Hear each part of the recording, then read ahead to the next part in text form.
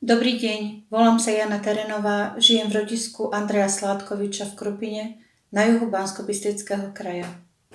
V posledných rokoch sa život na Slovensku zhoršil a to ma prinútilo aktívne sa zúčastňovať na dianí verejného života.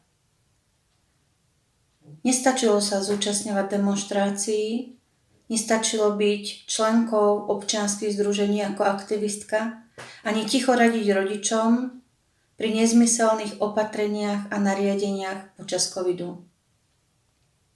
To bol dôvod, prečo som vstúpila do politiky. Napriek tomu, ako väčšina z vás, som mu dovtedy odmietala.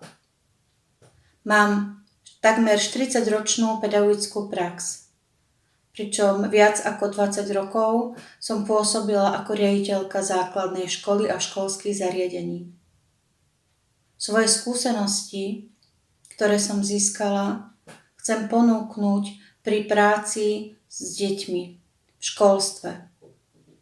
Chcela by som, aby sa do škôl vrátila opäť človečina, aby škola dýchala kultúrou slovanských predkov, aby sa nestratili jedinečné naše ľudové tradície. Chcela by som sa pričiniť, aby statusu učiteľského povolania opäť prináležala spoločenská vážnosť a uznanie. Preto som na kandidátke Slovenskej národnej strany.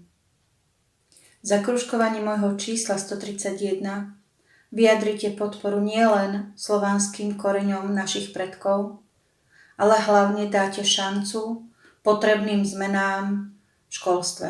Ďakujem za podporu.